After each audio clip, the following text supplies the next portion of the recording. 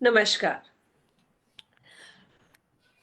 एक दुनिया ऐसी भी, समझिए पालकों से विशिष्ट बालकों की दुनिया श्रृंखला की पांचवी कड़ी।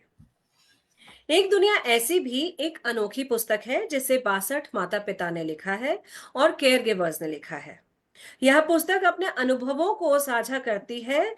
उन्होंने स्पेक्ट्रम पर मौजूद अपने बच्चों की परवरिश कैसे की, किन चुनौतियों का सामना किया और उन्होंने अपनी अनोखी राह कैसे खोजी। स्पेक्ट्रम द अवेयरनेस प्रोजेक्ट की टीम अब इन माता पिता और देखभाल करने वालों के साथ एक संवाद श्रृंखला श्रृंखला का आयोजन कर रही है। इस पहल का उद्देश्य अन्य माता पिता और केयर गिवर्स को प्रेरित करना है ताकि वे डटे रहें और अपने बच्चों के लिए खुद के समाधान ढूंढ सके। साथ ही समाज को भी प्रेरणा मिले और हम सभी मिलकर निर्माण करें एक सजग और समावेशी समाज का। विशेष जरूरतें वालों बच्चों की परवरिश एक अनोखी यात्रा होती है जो धैर्य, प्रेम और समझ की मांग करती है। आइए इन कहानियों से कुछ सीखें, एक दूसरे का समर्थन करें और विशिष्ट बालकों की दुनिया को और बेहतर तरीके से समझें।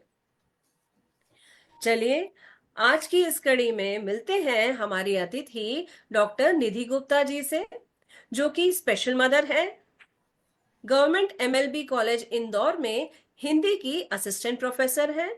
उसके साथ साथ वे एक स्पेशल एजुकेटर और ट्रेनर भी हैं।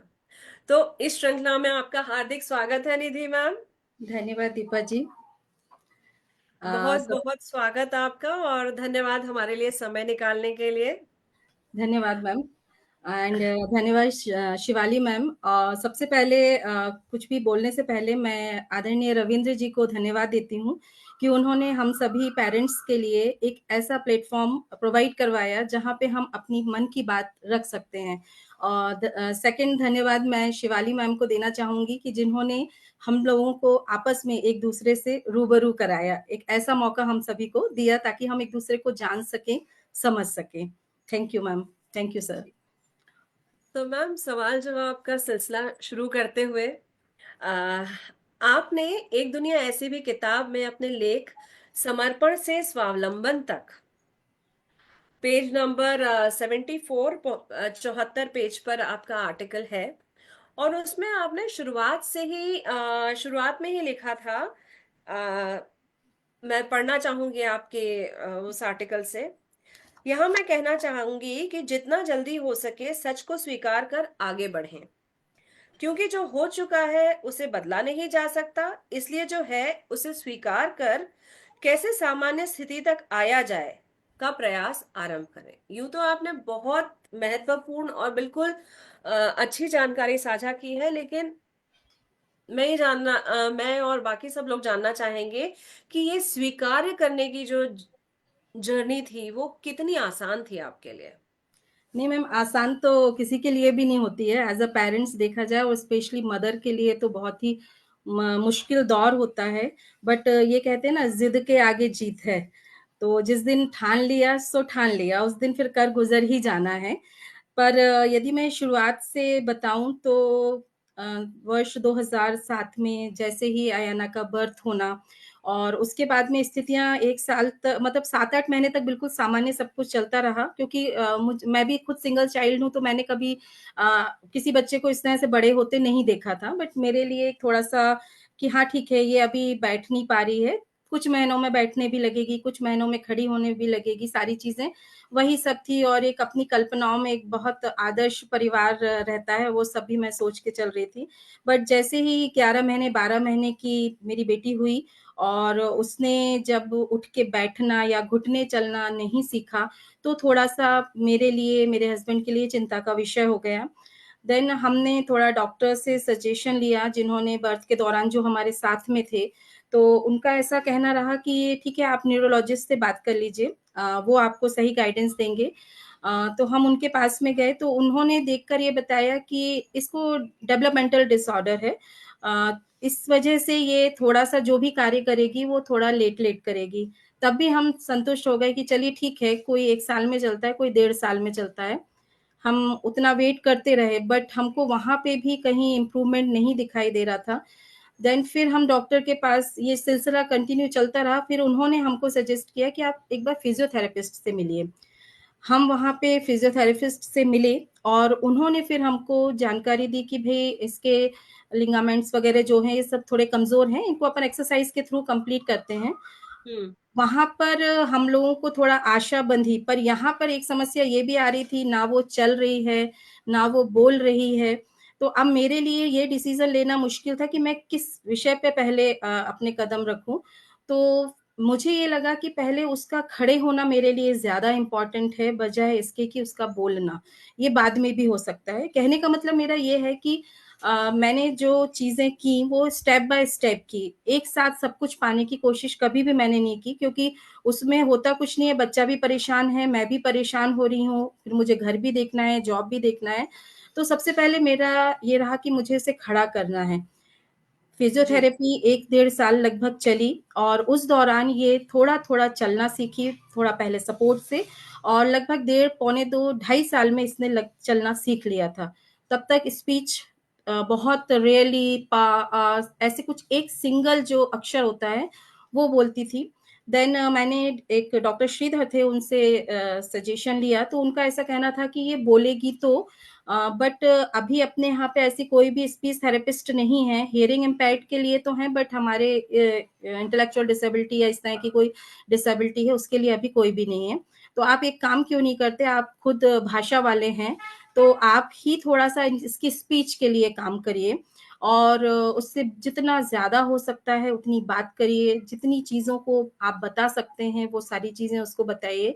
आप यकीन नहीं करेंगे मैडम, मैंने किसी भी स्पीच थेरेपिस्ट के पास में फिर कभी नहीं गई।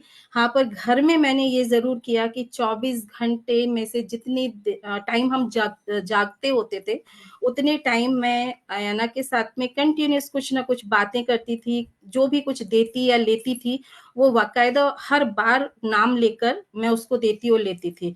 इससे ये हुआ कि ये बोल तो नहीं रही थी, पर उसके ब्रेन में कहीं वो सारी चीज़ें स्टोर होती जा रही थी। तो जी। इसका फ़ायदा ये हुआ कि कुछ टाइम बाद मैंने अपने लिप्स के थ्रू उसको थोड़ा-थोड़ा सिखाना शुरू किया, तो वो फिर वो जो लिप्स से जो अक्षर निकलते हैं, उनको देखकर फिर इसने अपना बोलना स्टार्ट किया। बहुत ज़्यादा क्लैरिटी तो आज भी नहीं है, पर ये अपनी बात पूरा सेंटेंस, पूरा एक पैराग्राफ भी ये बोल सकती है यदि इसको बोलना होगा तो, अपनी बात रखना हो तो। तो ये सारी चीज़ें उस समय चल रही थी और मुझे ये भी पता चला कि मैगज़ीन्स भी कुछ आती हैं, तो उस समय मैंने कुछ पिक्चर बुक्स लीं, चंपक का सहारा लिया, क्योंकि चंपक में ज़्यादातर स्टोरीज़ जो होती हैं वो जी। एनिमल्स की होती हैं। हाँ, बच्चे हाँ। एनिमल्स को बहुत पसंद करते हैं, तो उनकी आवाज़ें निकाल-निकाल के मैं उसको स्टोरी सुनाती थी। फिर एक मैजिक पॉट आती है, एक अक्कड़-बक्कड़ आती है, और हाँ। ये जो तीनों मैगज़ीन है ये आज भी मेरे घर में आती हैं। मतलब तब से लेके आज तक, और अयाना सुबह उठते से सबसे पहले न्यूज़पेपर में वही मैगज़ीन ढूँढती है और रीज़निंग वग़ैरह सारा वो उसी से करती भी है। तो ये सिलसिला जब रहा कि दोपहर में सोती थी तो मैं 2 कहानी सुना रही हूँ, शाम को रात में सो रही है तो 2-3 कहानी सुनाती थी। इस बीच में धीरे-धीरे मैंने थोड़े छोटे-छोटे क्वेश्चन्स करना स्टार्ट कर दिए कि ये मेरी बात को सुन रही है या नहीं सुन रही है। हुँ। मतलब उस टाइम पे मैंने मोबाइल का हेल्प नहीं ली, क्योंकि बच्चा क्या होता है कि जिस समय मोबाइल देख रहा होता है, तो फिर वो उस समय हमारी बात को नहीं सुन रहा है, वो एक्चुअली पिक्चर से अट्रैक्ट हो रहा है, वो उसको देख के खुश हो रहा रहता है। तो करेक्ट। इसलिए मैंने उस टाइम पे मोबाइल की जगह बुक का यूज़ किया, जिससे कि इसको समझ पैदा हो। वहाँ पे डिस्ट्रैक्शन कम था। तो धीरे-धीरे मैंने ये देखा कि इसमें अब स्पीच आने लगी है, कुछ अक्षर, कुछ शब्द ये समझने लगी है। फिर धीरे-धीरे कुछ शब्दों को गलत आगे-पीछे करके बोलना, फिर फिर मैंने उसको सुधर पाया। धीरे-धीरे, धीरे-धीरे ये सारी चीज़ें चलती रहीं और लगभग 5 साल की उम्र तक उसमें स्पीच का डेवलपमेंट हो चुका था और लैंग्वेज डेवलप हो गई थी। अब वो अपनी बातें कह सकती थी। थोड़ा-सा शाय नेचर की तो वो आज भी है, पर वो अब मुझसे या पापा से या घर में दादी-नानी इन सब से अपनी बातें कह लेती थी। तो मुझे उस टाइम पे ये लगा कि नहीं, अब मैं आ गई हूँ इस समय पे कि अब भई उसको एजुकेशन की ओर ले जा सकती हूँ। उस समय मैंने किसी भी तरह के एजुकेशन के लिए प्रयास नहीं किया। फिर इसी दौरान टॉयलेट ट्रेन करना भी इम्पोर्टेंट था, क्योंकि वो भी एक बहुत बड़ी प्रॉब्लम आती है स्पेशली ऑटिस्टिक करेक्ट। बच्चों के साथ में। तो यहाँ पे उसके पापा की हेल्प ली। उन्होंने उसको सुबह से गर्म पानी नींबू में मिला के देना स्टार्ट किया मॉर्निंग में, जिससे कि प्रेशर बने, फिर जाके बिठालते थे। और इससे ये हुआ कि अब उसकी जो 7 साल तक पूरा सब सही तरीके से वो काम करने लगी थी। जैसे हम और आप काम करते हैं, उस तरीके से वो अपना पूरा काम रूटीन से करने लगी थी। नहीं तो जनरली ये होता है, पेरेंट्स परेशान होते हैं कि टॉयलेट ट्रेन नहीं है और फिर भी वो भेज रहे हैं। तो उसमें क्या होता है कि हम भी चिंता में हैं कि बच्चा वहाँ ऐसा नहीं हो पॉटी कर ले, टीचर क्या बोलेगी, टीचर भी परेशान हो रही है क्योंकि उसे एक नहीं कई बच्चों को देखना होता है। तो इसलिए मैंने उसको ये सारी तैयारियों के बाद ही स्कूल के लिए भेजा और स्कूल में उसका नॉर्मल स्कूल में एडमिशन करवाया। क्लास 3rd तक मैंने उसको वहां पर रखा। तब तक मुझे रियलाइज होने लगा था कि ये नॉर्मल बच्चों के साथ में उतना कंफर्टेबल नहीं है। कहीं ना कहीं इसके मन में ये बात आने बैठने लगी है कि मैं इन सबसे पीछे हूँ। तो मैंने ये यहाँ पे डिसीजन ये लिया कि यदि ये इसके दिमाग में अब ये बैठना स्टार्ट हो गया तो ये बाद में जाके बहुत ज्यादा नुकसानदायक रहेगा आयाना के लिए। ये हमेशा अपने आप को पीछे ही पाएगी। पर उस स्कूल की एक बहुत खास बात ये मैं बताऊंगी कि वहाँ के टीचर्स बहुत सपोर्टिव थे। 1:30 बजे तक इसका स्कूल रहता था, मैं लेने जाती थी तो 1:30 से 2:30 के बीच में अपना लंच टाइम छोड़ के वो मुझे समझाते थे कि आप इस तरीके से पढ़ाइए, इस तरह से करवाइए। रेगुलर टीचर थे बट वो मेरी हेल्प कर रहे थे। तो वहाँ मुझे बहुत अच्छा माहौल मिला। इसके बाद में सोशलाइजेशन वहाँ पे स्कूल में उसका बहुत हुआ, बहुत कुछ उसने लोगों को देखकर सीखा वहाँ पे। पर 3rd क्लास के बाद में मैंने ब्रेक करवा दिया उसका एजुकेशन का। देन मैंने फिर स्पेशल एजुकेशन में उसको लेकर गई और वहाँ फिर स्पेशल स्कूल में जाके इसने अपना एजुकेशन पूरा किया। उस दौरान मुझे मेरी एक फ्रेंड है, उसने मुझे सजेस्ट किया कि क्यों नहीं आप भी बीएड कर लेते हो, क्यों नहीं आप आगे बढ़ते हो इसी फील्ड में। तो मुझे पढ़ने का शौक बचपन से ही रहा है और इस वजह से फिर मैंने ये डिसीजन लिया कि यार इतना पढ़ लिया है, थोड़ा और सही कुछ तो सीखेंगे क्योंकि जितना सीखते हैं उतना और हम आगे बढ़ते हैं। तो फिर वहां पे जाके मुझे लगा कि बीएड करना चाहिए। इसी दौरान भोज से होता है डिस्टेंस मोड में बीएड। तो मैंने वहां फॉर्म भरा, एग्जाम दी और हमारी 6 मंथ 40-40 डेज की क्लासेस होती थी। पर मैंने एक भी क्लास मिस नहीं की। 40 डेज के लिए मैं रेगुलर उज्जैन जाती थी और अपनी क्लासेस अटेंड करती थी। बेटी नानी के पास में रहती थी, कभी पापा छुट्टी लेते थे या कभी दादी इंदौर से रहती थी। उज्जैन। यस, हम्म। डेली अप डाउन करती थी मैं। और पूरा सुबह 10 बजे से लेकर शाम के 5 बजे तक हमारी क्लासेस रहती थी क्योंकि मुझे सिर्फ डिग्री नहीं लेना थी, मैं मुझे सीखना था। क्योंकि जी। किताबी ज्ञान तो जो है वो तो हमें गूगल पे भी बहुत कुछ मिल जाएगा, पर प्रैक्टिकल जो हम वहां पे बच्चों को देख रहे हैं उनके साथ हम्म। में जब मैं अप्लाई करूंगी तो मुझे ज्यादा बेहतर तरीके से सीखने मिलेगा। तो वहां जाकर मैंने वो सारा बीएड कंप्लीट किया। फिर मुझे लगा यार यदि मान लो मुझे कॉलेज छोड़ना पड़ा, पर मैं कॉलेज पढ़ाना मेरा 9th क्लास से एम था, तो अब क्या करूं। तो मैंने ये सोचा कि ऐसा करती हूँ मैं एमएड और कर लेती हूँ। तो यदि कुछ नहीं, मैंने अपना कॉलेज छोड़ा डिग्री कॉलेज, तो किसी बीएड कॉलेज में तो असिस्टेंट प्रोफेसर बनी जाऊंगी एमएड के बेस पे। और इसी तरह का स्पेशल एजुकेशन वाला कॉलेज रहेगा तो मेरी बेटी भी मेरे साथ में रहेगी, किसी भी क्लास में रहेगी। तो मैंने एमएड किया भोपाल से, दिग्दर्शिका कॉलेज से। और उसमें भी हम लोगों को रेगुलर मोड में ही रहता था। तो जब भी मुझे 15 दिन का समय रहता था तो मैं अपनी मदर को बुला लेती थी और हम तीनों वहाँ किसी भी होटल में रुकते थे और वहां जाके मुझे 10 to 5 क्लासेस अटेंड करती थी। जो वर्क होता था वो शाम को आके करती थी। ओवरऑल कहने का मतलब ये है कि सारा जो नॉलेज लिया है वो प्रैक्टिकल लिया है, क्योंकि मुझे अप्लाई करना था अपनी बेटी के ऊपर और दूसरे बच्चों के ऊपर। किताबों में बहुत कुछ लिखा है पर अब वो किताबें भी पुरानी हो चुकी हैं, अब बहुत सारा अपडेशन हो चुका है। तो वो बच्चों को देखकर ही सीखा जा सकता है, उनके साथ काम करके ही सीखा जा सकता है। तो मैंने फिर वहाँ एमएड भी कर लिया, अब मेरा पूरा कंप्लीट हो गया है, गोल्ड मेडल हूँ उसमें मैं। और हाँ, यूनिवर्सिटी टॉप किया है मैम मैंने उसमें। और अभी फिलहाल बच्चों के साथ में ही काम कर रही हूँ मैं। बहुत बहुत बढ़िया मैम। और मैम आपने जैसे बताया आप हिंदी के आप असिस्टेंट प्रोफेसर हैं और आप बीच बीच में अ, उज्जैन भी गए, भोपाल जाके आपने अपनी डिग्रीज की। तो आप अपना टाइम कैसे मैनेज करते हो, अपना समय देना? क्योंकि ज्यादातर जो मैं भी, मेरी बेटी भी अब बड़ी हो रही है, लेकिन जब वो छोटी थी तो वो मेरा बहुत समय लेती थी। और विशिष्ट बालक जो हैं उनको जो मम्मी से ज्यादा या पिताजी से क्लोज होते हैं, उनको आसानी से छोड़ना बहुत मुश्किल हो जाता है बहुत सारे पेरेंट्स के लिए। क्योंकि मैं जिस स्कूल में पढ़ाती थी, मैं वहां देखती थी बच्चे एकदम अपने मम्मी पापा से दूर नहीं होते थे, एक टीचर के पास आने में भी उन्हें टाइम लगता था। तो आप ये सारी चीजें टाइम मैनेज कैसे करती थी? और आपने से बताया, बहुत अच्छी जानकारी दी कि आपने टॉयलेट ट्रेनिंग किया, और ये जो बहुत जरूरी है हर माता पिता के लिए, चाहे बच्चा कोई भी हो, हर माता पिता के लिए मुझे लगता है कि बहुत जरूरी है कि टॉयलेट ट्रेन करने के बाद ही आप स्कूल भेजें। और लेकिन आप टाइम मैनेजमेंट जरूर बताइए। और इस बीच में एक कमेंट और पढ़ना चाहूंगी रविंद्र दुबे सर का। वो कहते हैं, निधि जी आपका परिश्रम समर्पण काबिले तारीफ है। Thank you sir, thank you so much. Madam थोड़ा-सा ऐसा है कि एक तो इतना 1 साल तो मैं भी अवसाद में रही थी, बट उस अवसाद से निकलना ज़रूरी था, फिर उस निकलने के लिए मुझे खुद को व्यस्त रखना ज़रूरी था। यदि मैं व्यस्त थी, तो मैं फिर इधर-उधर मेरा ध्यान नहीं जाता था कि अरे ये क्या हो गया? कैसे होगा? अब क्या करूँ? तो इसलिए भी मैंने खुद को व्यस्त रखा। फिर उसके बाद में हस्बैंड और मैं दोनों ही एक ही फ़ील्ड में हैं, एजुकेशन की फ़ील्ड में हैं, तो अच्छा। उन्होंने भी मुझे बहुत सपोर्ट किया।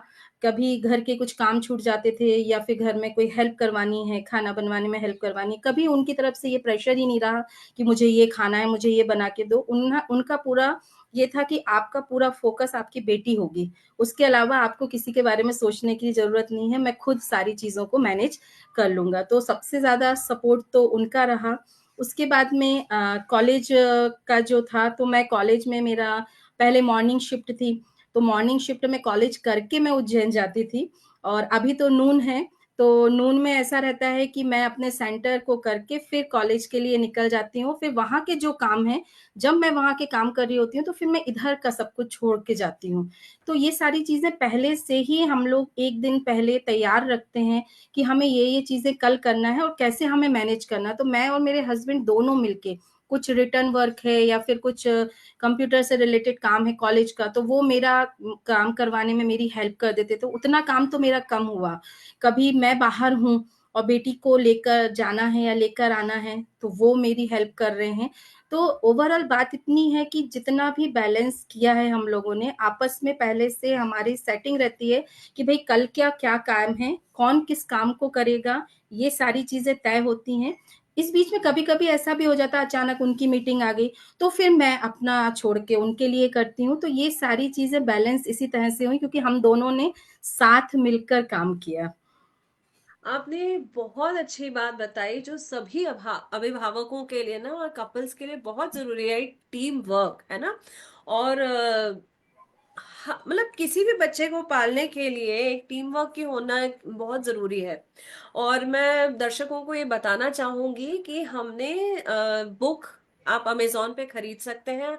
उसका हमने अमेजोन लिंक शेयर कर दिया है। और ये बहुत अच्छी किताब है, और सारे आप टिप्स जो हैं इस किताब में पढ़ सकते हैं। और निधि जी की कहानी पेज 74 पे है, और बहुत अच्छा आर्टिकल है मैम। और मैम आगे चलते हुए मैं आपसे अच्छा, इस बीच नलिनी श्रीवास्तव जी लखनऊ से देख रही हैं, और वो कह रही हैं कि वेरी अप्रिशिएटिव ऑफ डॉक्टर निधिज एफर्ट। और दीपी झाला जी कह रही हैं, बहुत बधाई आपके अच्छे काम के लिए। Thank you ma'am, thank you so much. अच्छा मैम, आगे चलते हुए आप अयाना के बारे में प्लीज कुछ बताइए। वो अभी इस समय क्या कर रही है? और आपने कहीं ना कहीं अपने आर्टिकल में ये भी मेंशन किया था कि वर्तमान युग में शिक्षा के लिए तकनीक का इस्तेमाल करने की जरूरत है ना? तो यस। आप किस तरह से तकनीक का सहारा लिया? बुक्स तो आपने बता दी, और वो बुक्स मेरी भी फेवरेट है। मैं आज तक, मुझे बड़ा मजा आता है सारी किताबें पढ़ने में, वही सारी किताबें। लेकिन अब तकनीक का इस्तेमाल आपने कैसे किया आज के परिप्रेक्ष्य के हिसाब से? बिल्कुल मैम। सबसे पहले अयाना के बारे में मैं बताती हूँ और अयाना से पहले थोड़ा-सा 2 लाइन मैं ऑटिज़्म के लिए कहना चाहती हूँ। जी। मैंने ऑटिज़्म को इस तरीके से समझा कि ऑटिज़्म की दुनिया कुछ इस तरह से समझिए आप लोग कि जैसे किसी एक देश में आप पहुँच गए, जहाँ की संस्कृति से आप वाकिफ़ नहीं हैं, जहाँ की भाषा से आप वाकिफ़ नहीं हैं, जहाँ के लोगों से, उनकी चाल-ढाल, रहन-सहन, किसी भी चीज़ को आप नहीं जानते हैं और आपको वहाँ पे छोड़ दिया जाता है। तो आप किस तरह जो महसूस वहाँ पर करते हैं, वही चीज़ हमारे ऑटिस्टिक बच्चे हमारे बीच में महसूस करते हैं। तो मैं सबसे पहले तो पेरेंट्स को ये सजेशन देना चाहूँगी कि उन जैसे हम वहाँ उस देश में जाके फिर हमको रहना है, तो हमें वहाँ की चीज़ों को सीखना पड़ेगा। ठीक उसी तरह से हमारे बच्चे हमारी चीज़ों को नहीं समझ रहे हैं, हमारी चीज़ों को नहीं सीख पा रहे, तो उनको भी हमें सिखाना पड़ेगा। और यही चीज़ मैंने अपनी बेटी अयाना के संबंध में भी की और अयाना एक बहुत स्वीट बहुत प्यारी-सी एक बच्ची है मेरी अभी जो 18 साल की मई में हो जाएगी और वो बहुत हेल्पिंग नेचर की है, थोड़ा शाय नेचर की है, शैतान भी बहुत है और कोऑपरेट भी बहुत करती है मुझे। कै बस मुझे उसके लिए एक चीज़ मैंने देखा और ये पेरेंट्स के लिए भी बहुत इम्पोर्टेंट है कि अपने बच्चे ही हमको सिखा देते हैं कि वो वास्तव में किस तरीके से सीखना चाहते हैं। मैंने अयाना के साथ कई बार ऑब्ज़र्व किया कि मैं उसे कोई चीज़ अपने तरीके से यदि सिखा रही हूँ और वो नहीं सीख रही है और मैंने उसको छोड़ दिया। उसके बाद में मैं किसी काम में लग गई, अचानक जाकर देखती हूँ तो वो उसी चीज़ को अलग तरीके से करने की कोशिश करती रहती थी और मैंने ये चीज़ ऑब्ज़र्व की कि वास्तव में वो ऐसा करते-करते खुद ही कब सीख गई मुझे पता ही नहीं चला। कभी भी मैंने अपने घर को सजा के, सँवार के नहीं रखा क्योंकि सजा-संवरा तो होटल रहता, घर तो घर जैसा ही अच्छा लगता है। और बिल्कुल ये सही जब वो बात। स्कूल जाती थी, एक सर के पास में एक पेरेंट, नॉर्मल पेरेंट ने उनको शिकायत किया, ये बच्ची बहुत उधम करती है, किसी के भी बारे में बोल रही थी वो और पूरा घर फैला देती है, क्रेयॉन से दीवारों को गूँथती है और बहुत गुस्सा आता है मुझे। तो वो सर की लाइन मेरे दिमाग में बैठ गई। सर ने का एक ही सेंटेंस था कि मैडम जितना घर आपका है उतना ही उस बच्चे का भी है। तो उसको उसके घर में उसके तरीके से रहने दीजिए। यकीन मानिए मैंने उस लाइन को आज भी अपने दिमाग में बिठा के रखा हुआ है। मैंने 5 साल तक अपने घर को व्हाइट वॉश कराया ही नहीं। मैंने उसको दीवारों पे लिखना है, दीवारों पे लिखो, आपको जैसे रखना है, चीज़ें उसके सामने रहती हैं, तो वो उनको बार-बार करने की कोशिश करती है। हमने उसको अलमारी में रख दिया, तो वो अलमारी में बंद हो गई क्योंकि ऑटिस्टिक बच्चे का एक ये है कि out of site, out of mind, दिमाग से निकल ही जाएगी वो चीज़। जी, उसको दिखाई दे रही थी, तो वो चीज़ों को देखती थी, समझती थी। एक समय था जब उसके लिए 4 टुकड़ों की पज़ल जोड़ना आसान नहीं था। आज मैम ये चीज़ है कि वो कम से कम 350 उसके हिस्सों की पज़ल्स होती है, पूरा इंडिया का मैप यदि बनाना है, वो पूरा मैप बना के विदिन इन 5 मिनट में हमारे सामने रख देती है, बिना किसी हेल्प के। तो ये इसलिए हुआ क्योंकि मैंने उसको मौका दिया कि ये आपके सामने चीज़ें हैं, जब आप फ्री हैं, तो आप वो चीज़ों को कर सकते हो। उससे एक चीज़ ये आई कि अयाना में एक तो इंडिपेंडेंटली वो उस काम को करने लगी, मुझे भी थोड़ा वक़्त मिला मेरे लिए, घर के कामों को करने के लिए और मुझे ये टेंशन नहीं रहती थी कि मुझे उसको बिठालना है। उसको मैंने क्योंकि जनरली होता ये है कि हम हमारा टाइम देख के बच्चे को बिठालते हैं। हो सकता है उस हाँ, समय हमारे बच्चे का मूड ना हो, बल्कि होना उल्टा चाहिए। उसका मूड देखकर हमको काम करना होता है। तो वो क्या होगा अपना 100% देगा और अयाना के साथ में मैंने हमेशा ये किया, कभी-कभी वो नहीं कर रही होती मतलब कई बार ऐसा होता था कि कुछ अक्षर बना रही है और अचानक मैं बनवा रही हूँ तो वो बना ही नहीं रही है। पहले बहुत गुस्सा आता था, पर उसके बाद में मुझ में जब धैर्य आया धीरे-धीरे तो मैं उधर से चली ही जाती थी। थोड़ी देर बाद देखती हूँ कि वो खुद वो अक्षर बहुत अच्छे से बना रही होती है। तो बहुत सारी चीज़ें बच्चे खुद करके सीखते हैं क्योंकि हम आपने भी करके ही सीखा है। तो जी, मौका हम दे नहीं रहे हैं। एक्चुअली हम उनको सिर्फ़ ये कह रहे हैं कि आप करो, करो, ऐसे करो, वैसे करो। बल्कि हमें उनको उनके माहौल के हिसाब से उनको ढलने देना चाहिए कि वो खुद भी कर सकते हैं। हमेशा हम एक छड़ी लेके खड़े ही रहते हैं कि नहीं वो कर लेता है, आप भी करो। पर अयाना के साथ मैंने ऐसा कभी भी नहीं किया, उसको फ्री छोड़ दिया। वो अपने सारे काम खुद करती है। मुझे उसकी कोई हेल्प चाहिए होती, कभी-कभी रोटी बना रही होती हैं, भले वो 1 रोटी बनवाएगी, लाओ आड़ी-तिरछी जैसी भी है, मैं ब बेलूँगी उस रोटी को। मैगी मैं बनाऊँगी या फिर इंडक्शन को पूरा चलाना उसको सिखा दिया गया है, तो वो सारी चीज़ें उस तरह से जब जैसा मूड होता है वो करती हूँ, मैं उसको पूरा मौका देती हूँ। नीचे बच्चों के साथ में गार्डन में खेलने जाना है, तो पहले मुझे साथ-साथ जाना पड़ता था। भले वो अपने उम्र से 10 साल छोटे बच्चों के साथ में खेल रही है, पर वो उनसे भी कुछ ना कुछ सीख ही रही है। तो वो मेरे बिल्कुल। लिए एक बहुत अच्छी अपॉर्च्युनिटी है कि वो अयाना वहाँ पे सीख के कुछ आ रही है। फिर शेयर करना कि ऐसा-ऐसा हुआ था, फिर मैं उसको और उत्साह के साथ अच्छा ऐसा भी होता है क्या? तो फिर वो उसको लगता है अरे मम्मी को तो कुछ भी नहीं आता है, तो मुझे और खुल के बताती थी। तो बच्चों इससे को उसकी बड़ा मजा आता यस, है यस, यस मतलब कि उनको मम्मा को नहीं लगना चाहिए आता, कि वही मुझे आता होशियार है, हम कुछ भी नहीं। और रही बात मैम यदि इसके बाद की जैसे कि आपने बोला तकनीक की बात यदि करें, जी। तो तकनीक जो होती है वो एक्चुअली क्या है चीज़ों को जटिल से सरल करती है, ठीक है? जी।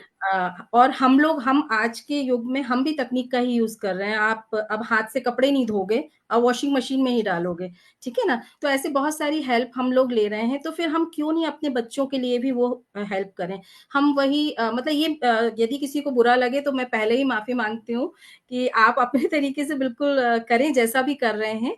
बट मैंने उसके लिए चीज़ों को सरल बनाना ज़्यादा इम्पोर्टेंट समझा बजाए इसके कि जो ट्रेडिशनली चला आ रहा है। हम ये करते हैं कि हम स्कूल में जो चल रहा है वो पाठ्यक्रम लेकर बैठ जाते हैं और गिनती को रटा दिया बट वो मीनिंगफुल होना चाहिए लाइक आप यदि 10 या मैंने 5 टमाटर माँगे तो वो 5 टमाटर मुझ तक आए तब मैं ये मानूँगी कि बच्चे को 5 तक की काउंटिंग क्लियर है। अकेले 100 तक गिनना इम्पोर्टेंट नहीं है ना? तो जी। मीनिंगफुल चीज़ होनी चाहिए। तो जोड़ने प्रैक्टिकल अप्रो यस। एप्लीकेशन के साथ। एग्ज़ैक्टली तो जैसे समय देखना है, हम वही पुरानी घड़ियों में सिखा रहे हैं, ट्रेडिशनल क्लॉक जो होती है वो राउंड वाली, ये सेकंड का काँटा है, ये मिनट का काँटा है, ये घंटे का काँटा है।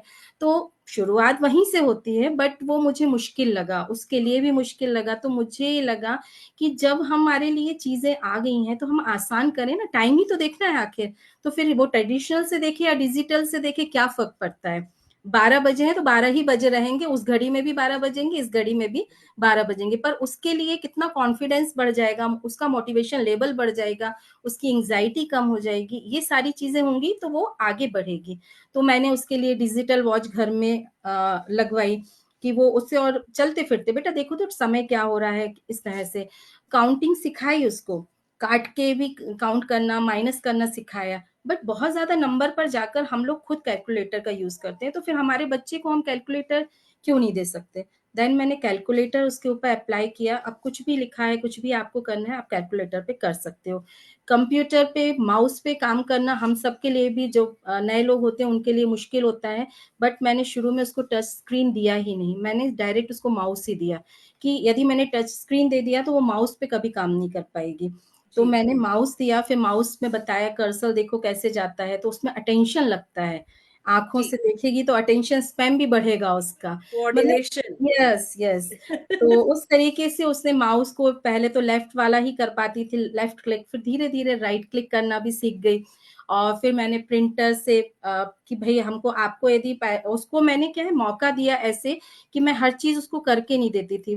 उसको सुबह से उठते से वर्कशीट चाहिए होती थी, तो वर्कशीट माँगती थी। कई बार हम भी काम में लगे रहते, कॉलेज भी जाना है, जल्दी है। तो उस दौरान उसको मैंने इग्नोर किया कि यार शाम को दे दूँगी, दोपहर में दे दूँगी, तो उसको कहीं हर्ट तो होता था।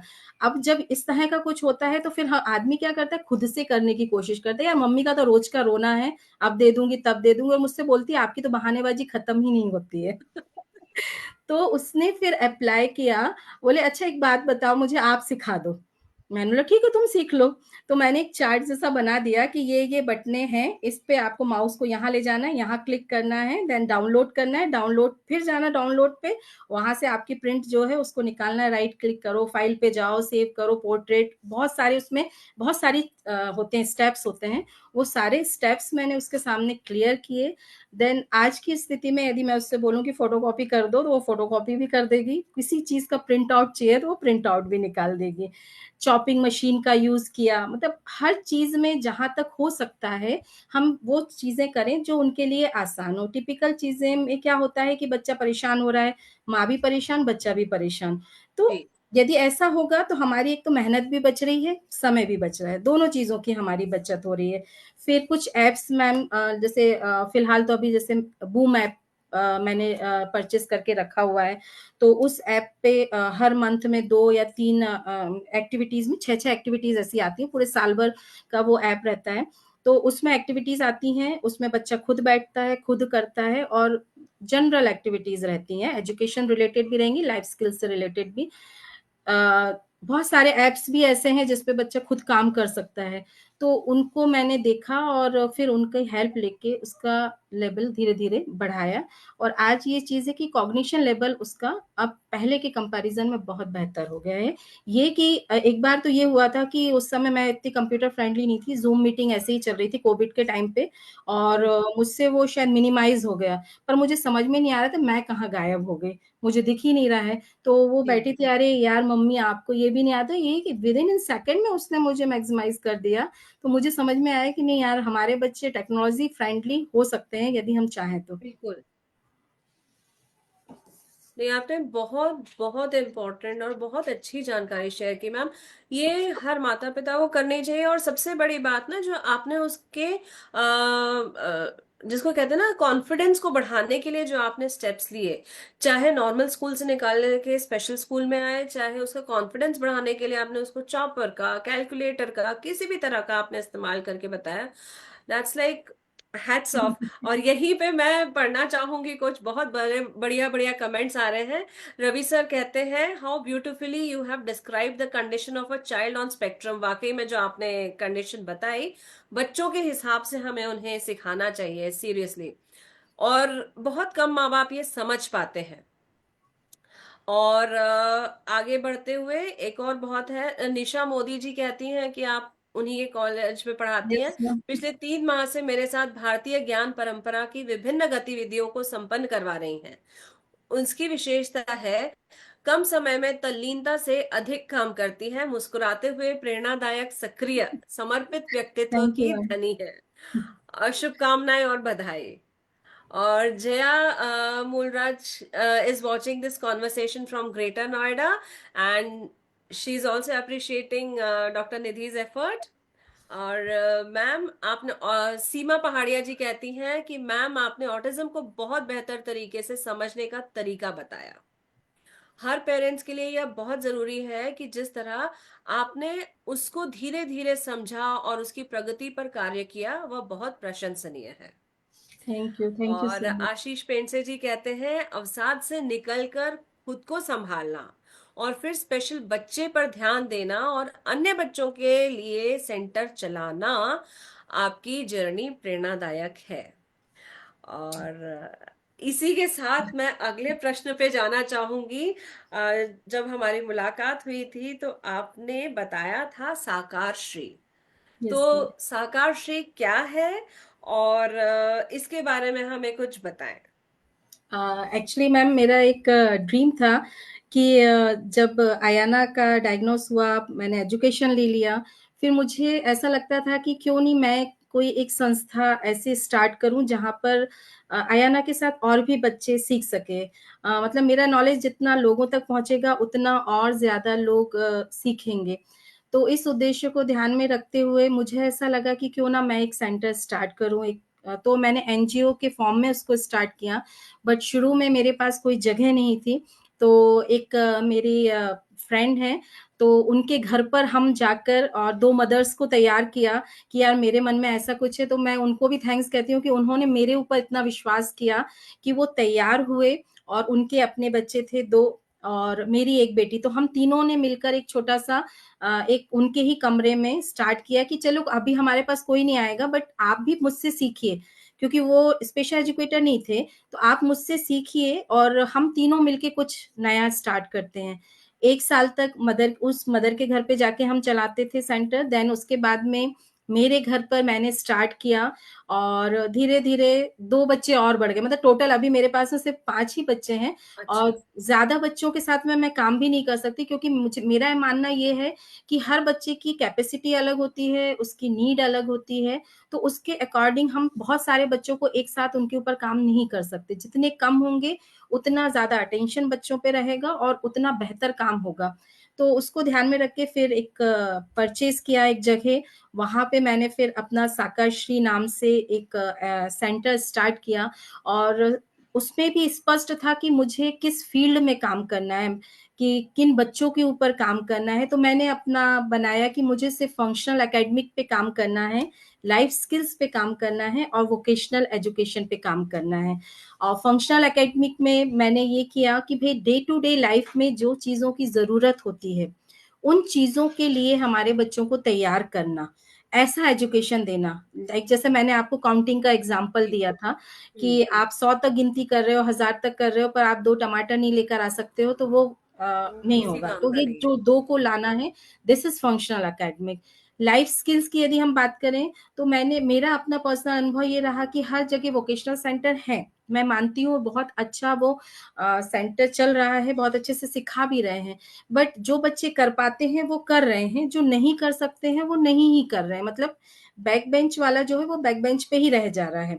तो उससे हो क्या रहा है कि पीछे वाला तो कभी आगे आना ही नहीं है। तो उसके लिए मैंने अपना खुद का एक पेपर भी तैयार किया था और उसमें मैंने लाइफ स्किल से वोकेशनल एजुकेशन को जोड़ा था। उसमें मैंने ये चीज़ अनुभव की कि वोकेशन के लिए कुछ ना कुछ स्किल्स होना बहुत इम्पोर्टेंट है। जब तक वो स्किल डेवलप नहीं होंगी, बच्चा काम नहीं कर पाएगा। वो मशीन नहीं है कि हमने उससे काम करवा लिया। उस समय टाइम का मैनेजमेंट उसको आना चाहिए, उसको मनी के बारे में पता होना चाहिए, उसको जी कम्युनिकेशन आना चाहिए, फ्रेंडशिप करते आना चाहिए, लीडरशिप आना चाहिए, डिसीजन मेकिंग जी आना चाहिए। ये कुछ चीज़ें हैं जो हमारे बच्चे में कम होती हैं। तो उसको भी हमें डेवलप करना था। तो उन चीज़ों पर मैं अभी जो मेरे पास बड़े बच्चे हैं, हालाँकि थोड़ा मुश्किल होता है, बट मेरा मानना जी ऐसा है कि पेरेंट्स इन चीज़ों पर यदि लगभग 5-7 साल की उम्र में ये चीज़ें स्टार्ट कर दें, डिसीज़न मेकिंग वगैरह मैंने अपनी बुक में आर्टिकल में लिखा भी है कि किस तरीके से आप स्टार्ट कर सकते हैं। तो यदि हम इन चीज़ों पर काम करेंगे तो हमारे लिए वोकेशनल ट्रेनिंग लेना बच्चे को बहुत आसान हो जाएगा, क्योंकि तब वो ग्रुप में काम कर रहा होगा और उसको कितने समय बैठना है, कितनी देर सिटिंग रहेगी, अचानक से उसका टीचर चेंज हो गया, तो वो जो हाइपर होता है, वो भी नहीं होगा। तो ये सारी ट्रेनिंग हमने 7 साल से 10 साल की एज में उसको दे ही दी है। तो वो जब 15 साल में आके काम करेगा, तो उसके लिए ये काम सीखना आसान हो जाएगा। जी सेकंड थिंग, कॉलेज में काम करने से मुझे ये फ़ायदा हो गया कि मुझे इंटर्नशिप के बच्चे मिलने लगे, क्योंकि न्यू एजुकेशन पॉलिसी में इंटर्नशिप और प्रोजेक्ट करना अनिवार्य है। तो जी साइकोलॉजी के बच्चे हैं, ड्राइंग पेंटिंग के बच्चे रहते हैं, डांस के बच्चे हैं और बॉटनी के बच्चे हैं। तो उनसे मुझे ये फ़ायदा हुआ कि वो बच्चे हमारे बच्चों को समझ रहे हैं और हमारे बच्चों को नया कोई स्टाफ काम, ऐसे बच्चे मिल रहे हैं उनके बराबर के, जो उनको सिखा रहे हैं, तो दोनों को मज़ा आ रहा है। इससे जी होगा क्या, आगे जाकर अब जो न्यू जनरेशन आएगी, तो वो जो आएँगे, वो गैप जो इतना हो गया है, उसको धीरे-धीरे अपने आप ही खत्म होने लगे, क्योंकि वो समझ रहे हैं कि ये भी एक वर्ग है, जो समाज से कटा हुआ है और इनको यदि हम सिखाते हैं, तो ये भी सीखते हैं। तो ये चीज़ बिल्कुल हमारे लिए आसान हो गई, तो मुझे उससे 2 फ़ायदे हो गए। तो हमारे सेंटर में ma'am day to day life की जितनी एक्टिविटीज़ हैं, चाहे वो आपका दूध वाले, सुबह जो दूध वाले भैया आते हैं, भगोनी में दूध लेना है, क्योंकि मैंने ये ऑब्ज़र्व किया कि मेरे बच्चों में तो शायद ये पकड़ भी नहीं थी, कि यदि मैं एक भगोनी में 1 लीटर पानी डालती हूँ, तो वो उसको पकड़ भी नहीं पा रहे, फिर चल रहे हैं तो छलकाते हुए चल रहे हैं। तो मैंने उनको प्रैक्टिस करवाई कि भई आपको भगोनी पकड़ना है, पानी मैं डाल रही हूँ, अब इतने धीरे बैलेंस बना के आप चलिए कि आप पानी ना छलके, ताकि घर में वो हेल्प करें अपनी मदर की, जी कि दूध वाला आया है, माँ को ना दौड़ना पड़े, घंटी बजेगी, आप खोलोगे, भगोनी लोगे, दूध लेकर आओगे। लॉक खोलना, लॉक बंद करना, इस तरह की हम कुछ एक्टिविटीज़ इनकी करवाते हैं डे टू डे लाइफ़ की, जिसमें कि ये खुद इंडिपेंडेंट बन जाएँ। क्योंकि हम आज हैं, हम कल नहीं हैं। हम जिसके पास भी इनको छोड़कर जाएँगे, वो उनके लिए बोझ ना हो, बल्कि वो उनके लिए हेल्प करने वाले। मेरा ये विज़न है कि जब कोई व्यक्ति, हमारे घर में भी एक व्यक्ति एक्स्ट्रा आ जाता है, उसको खाना बनाना है और इतना सब मैनेज करना बहुत मुश्किल हो जाता है, चिड़चिड़ाहट होती है। तो सोचिए कि हमारे बच्चे को यदि हम जिसके पास छोड़कर जा रहे हैं, वो एक और बोझ हो गया, तो क्या वो हमारे जितनी केयर कर पाएगा? नहीं कर पाएगा। तो इससे अच्छा हमारा बच्चा यदि हमारा खुद खुद का खुद कर ले रहा है और सामने वाले की भी थोड़ी हेल्प कर दे रहा है, तो कोई भी व्यक्ति घर का तैयार हो जाएगा, नहीं यार चलो, एक इतने हैं तो एक और व्यक्ति हमारे साथ में शामिल हो गया। तो ये विज़न लेकर मैंने अपना सेंटर स्टार्ट करवाया और बहुत सारे एक्टिविटीज़ हम लोग करवाते हैं। अभी हमको एक प्रोजेक्ट मिला था, तो उसमें नामिका जैन मैम हैं, वो भी शायद आगे नेक्स्ट सेशंस में आएँगी। उनके थ्रू हमको क्राफ्टिज़न बैंगलोर से एक मिला था, तो उसमें हम लोगों ने गुलाल बनाया और लगभग 100 केजी गुलाल हम लोगों ने बनाया और एंड में ये अरे वाह स्थिति हो गई, हर्बल गुलाल था पूरा, जो पूरा फूलों से बना हुआ था। एंड में ये स्थिति हो गई कि हमारे ही पास में लगाने के लिए गुलाल नहीं बचा था, इतना ज़्यादा उसका लोगों ने मतलब वो दिया। जी। चलिए मैम, आपने बहुत अच्छी जानकारी दी। और अब समय भी समाप्त बिल्कुल। होने ही लगा है। लेकिन जाने से पहले, एक तो आपकी आप लिखती भी बहुत अच्छा है, एक कविता। और समाज के लिए, दूसरे अभिभावकों के लिए अगर आपका कोई मैसेज हो, कोई संदेश देना चाहें, प्लीज। बिल्कुल मैम। पहले तो ये कहना चाहूँगी, पेरेंट्स को ही स्पेशली कहना चाहूँगी, क्योंकि मैं खुद भी एक पेरेंट हूँ। मेरा अपना मानना है इंक्लूज़न जैसा कुछ नहीं है, क्योंकि कभी हम हटे नहीं थे, हम खुद अलग हो गए थे। एक्चुअल में हम अलग हुए, हमें किसी ने अलग नहीं किया है। इतना बड़ा समाज है, कोई हम पर ध्यान नहीं देता है। तो सबसे पहली बात तो ये है कि जितनी जल्दी से जल्दी हो, हम इस बात को स्वीकार कर लें कि हमारा बच्चा अलग है, उसकी सीखने की क्षमता जो है वो कुछ अलग है। उस पर हम काम करेंगे तो डेफिनेटली वो अपने जो भी आपका लक्ष्य है उस तक पहुंच जाएगा। बहुत सारा सब कुछ पाने की कोशिश ना करें, छोटे छोटे अपने लक्ष्य निर्धारित करें और उन लक्ष्यों को प्राप्त करते हुए आगे बढ़ें। ये मैं पेरेंट्स को कहना चाहती हूँ। जहां तक हो सके अपने बच्चों को समाज की जितनी भी गतिविधियां होती हैं उसमें लेकर जाएं। आप खुद गर्व महसूस करेंगे तब आपको लोग महत्व देंगे। यदि आप खुद ही पीछे हटोगे, एक के कह देने से आप पूरे समाज को नहीं जज कर सकते हो कि उसने निग्लेक्ट किया, अब मैं नहीं जाऊंगा या अब मैं नहीं जाऊंगी। समाज बहुत सारे लोगों से बना है, 10 लोग यदि गलत बातें बोलेंगे तो 10 लोग अच्छी बातें भी बोलेंगे। तो जहां से जो कुछ भी सीखने को मिल सकता है उसको ग्रहण करें। समाज के लिए मैं यही कहना चाहूंगी कि ये बच्चे भी आपका ही एक हिस्सा हैं, उन्हें एक्सेप्ट करें। सबसे पहले छोटे बच्चों के जो नॉर्मल बच्चे होते हैं उनके पेरेंट्स को ही समझना बहुत ज़रूरी है कि अपने बच्चों को बिल्कुल वो कहें कि हाँ, इन बच्चों को भी खिलाएँ, इस तरीके से खिलाएँ। समझते नहीं हैं उतनी आसानी से, पर धीरे-धीरे, खेलते-खेलते ये मिक्स अप भी हो जाते हैं, क्योंकि ये मेरा खुद का अपना व्यक्तिगत अनुभव रहा है। शुरू में होती थी दिक्कतें, पर अब ये हो गया है कि मैं उसको छोड़ के एक जगह बैठ जाती हूँ, अपना लड़ो-झगड़ो जो करना है वो आप अपना डिसाइड करो। इतना मौका तो हमें अपने बच्चों को देना ही होगा। हर समय हम साथ-साथ रहेंगे तो उनमें उनका कॉन्फिडेंस ऑटोमेटिकली लूज़ होगा। उस कॉन्फिडेंस को लूज़ नहीं होने देना है। उनको मौका दें, आगे बढ़ाएँ और साथ लेकर चलें। उनका सहारा नहीं बने कभी भी कि उनको हमेशा एक हेल्प की ज़रूरत होती है तो हेल्पर बन के हमेशा आगे-आगे बोलें। उनको मौका दें कि देखें तो सही कि वो गलत कर रहे हैं, हम सुधारेंगे। तो उस सुधार के लिए उनको तैयार करें। और मेरी जो अपने लेख की आखिरी पंक्तियाँ थी जिससे मैंने एंड किया था, तो वो यही थी कि अब वक़्त नहीं है सोचने का सीमाओं के बारे में, अब वक़्त है सोचने का संभावनाओं के बारे में। मतलब अब लिमिटेशंस के बारे में सोचना ही नहीं है। मुझे यकीन नहीं करेंगे आप, कई बार नींद नहीं आती है रात में। इसलिए नहीं आती है क्योंकि मैं जब भी कहीं भी निकलती हूँ, तो कुछ ना कुछ मुझे ऐसा दिख जाता है, तो मैं ये सोचती हूँ यार ये वाला काम भी मेरे बच्चे के लिए अच्छा रहेगा, क्यों ना अपन इसको भी स्टार्ट करके देखें। मतलब हिट एंड ट्राई वाला काम चलता ही रहता है और हारेंगे और क्या होगा? क्योंकि डूब तो रही थे, तो थोड़े हाथ पैर मार के देख लेते हैं, हो सकता है तैर के बाहर भी निकल जाए। ये वाली सोच रखती है। मैम, आपकी सोच बहुत अच्छी है। और सच में इस आर्टिकल को पढ़ के, इनफैक्ट पूरी किताब को पढ़ के, मैंने जब से ली है तब से, मतलब मैं रोज एक एक पन्ना पढ़ रही हूँ, एक एक पेरेंट की बात पढ़ रही हूँ। और क्योंकि मैं आज आपसे बातचीत कर रही हूँ तो आपके आर्टिकल के बारे में जरूर बात करूंगी। क्योंकि आपने जो सिलसिलेवार तरीके से जो सारी चीजें लिखी हैं वो हर पेरेंट के लिए बहुत जरूरी है। बस आज का ये एपिसोड खत्म करने से पहले मैं जरूर हाईलाइट करना चाहूंगी जो आपने बोला है। एक तो सबसे पहले आपका बच्चा जैसा है जो है उसको स्वीकार करें। जब तक आप अपने अभी अभी बोला कि जब तक हम उनके ऊपर गर्व नहीं करेंगे कोई और कैसे करेगा। है ना, छोटे छोटे लक्ष्यों को निर्धारित करना, बच्चों को छोटी छोटी जिम्मेदारी देना, उनकी ताकत बनना कमजोरी नहीं, उनके हेल्पर बन के कहीं नहीं जाना।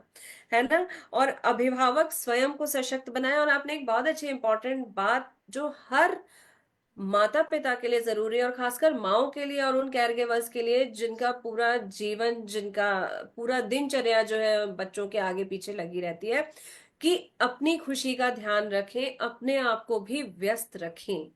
अपने आप को प्रायोरिटी देंगे तब बच्चों का काम करने में हमें बिल्कुल नहीं अखरेगा। तो बहुत बहुत धन्यवाद मैम, आपसे बात करके बहुत अच्छा थैंक लगा। यू। आपसे बात करके, आज का ये एपिसोड करके मैंने बहुत कुछ सीखा है, और I am thank sure you. ऐसे बहुत सारे और पेरेंट्स सुन रहे होंगे या सुनेंगे, वो भी बहुत कुछ सीखेंगे। और आज का ये कड़ी खत्म करने से पहले हम एक प्रार्थना पढ़ लेते हैं, जो इस किताब में रविंद्र कुमार दुबे सर ने लिखी है।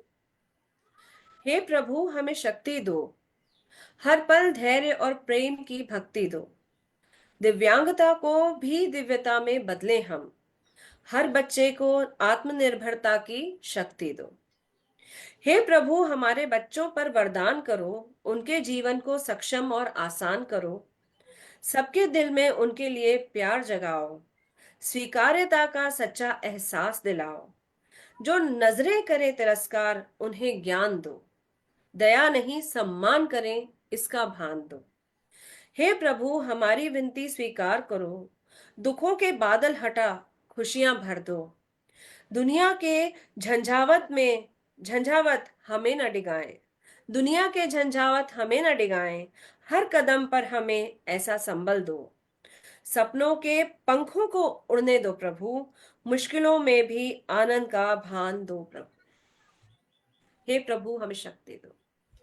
इसी के साथ आज की कड़ी यही समाप्त करते हुए सभी का बहुत बहुत धन्यवाद, आभार, धन्यवाद। नमस्कार। नमस्कार।